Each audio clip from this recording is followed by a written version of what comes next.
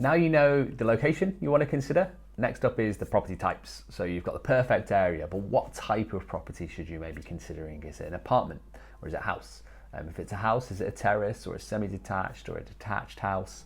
So we're going to be looking at some of the key things to kind of consider in terms of the pros and cons of each of these property types. So first is apartments. Now, I'm not pro or con any particular property type. We've had all property types in our portfolio, and apartments is one of those things that we often find really divides the property market. Some investors love them, and some investors would only deal with houses, and it's personal choice fundamentally. But I just want to kind of touch on some of the key things to consider when it comes to apartments and personal experience that we've had within our own portfolio of apartments being tenanted for an extended period of time as well. So we've had some properties in our portfolio now where we've owned for maybe 10 plus years and it's an apartment type.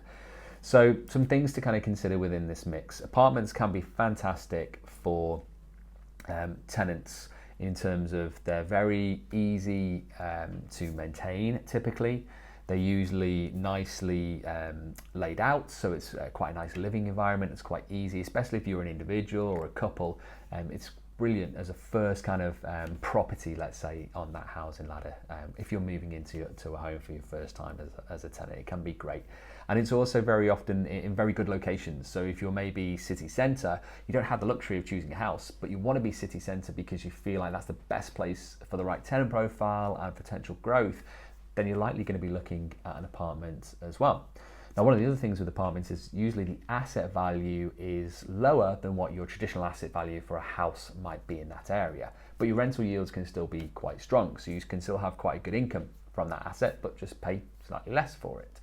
Some people love apartments as well because they can quickly refurbish them. There's not many rooms to kind of play with. And maybe they've been converted from a house or there's an apartment block that was built many years ago, but they just didn't make best use of space. And there's some very quick improvements that you can kind of do to apartments. Some of those might be changing kind of room layouts, moving the kitchen into the lounge space and using the kitchen space if it's large enough as a bedroom, or moving walls slightly and creating an extra room. There's all these variables that you can do with older apartments that can really add some kind of value. And even with newer apartments, although they've probably maximised the space and you can't kind of do this change around in terms of layout, what you can get from new build apartments very often is fantastic locations. They're often built in areas where there's much greater tenant demand, nearby transport links, nearby workplaces, nearby local investment, and very often it's a really good spot when it comes to kind of tenant profile. But there are some downsides with apartments, and what we've seen from the downsides can be the managing agent. You are beholden to them to an extent. Now, there are ways that you can kind of change managing agent if you needed to, and by that I don't mean your letting agent that runs the tenant, but I mean the managing agent that runs the building of the property, and that's quite detailed, it's quite specific. You likely need a solicitor to kind of assist with that. But just some kind of pointers in the right direction here. So first of all, when it comes to apartments and management companies, you usually have an apartment on a leasehold. It might be freehold in some areas, but many properties, apartments are leasehold. And there's something called the Leasehold Advisory Service that I absolutely recommend to check out if you are doing apartments. And they act as a kind of advice support network to give you some guidance if there's any potential problems with your leasehold, and also when it comes to kind of considering if you do need to change your managing agent, because we purchased properties before in the past that have been run by a managing agent that hasn't been that great, and we've had to look at ways to kind of change and with the other flat owners in the property or in the building, change and kind of find a new managing agent to run that building. But coming back to that original idea of apartments, managing agent is critical to that. If you have a good managing agent, they can really add value to your potential property over the longer term. And easy ways to spot that is when you're out on viewings. If you go to view a potential apartment to acquire, and you're walking around the communal spaces and they're really run down, or there's grass coming out of the gutters and the car park's full of litter, probably a bad managing agent that's running that property and that building, and it may be worth either steering clear or looking into a bit further to see what the kind of the issues might be with that particular property, with that particular agent. Other things to consider is going to be around how long is the lease. How much is the ground rent? How much is the management charges for the building? If you're looking at a fantastic city centre apartment, but it's got concierge and a swimming pool on the roof and a gymnasium in the basement and all of these extra services, somebody's got to pay for that. And that's likely to come out of your management charges, and that can be a real dent in terms of your potential rental yield for the property. So it's not to say that apartments are bad and don't consider them, because you can absolutely find some cracking properties that are going to be apartments, but you do need to look at these things: the management company, the management costs, the ground rent, and the service charges and the length of the lease, as we mentioned, for those properties.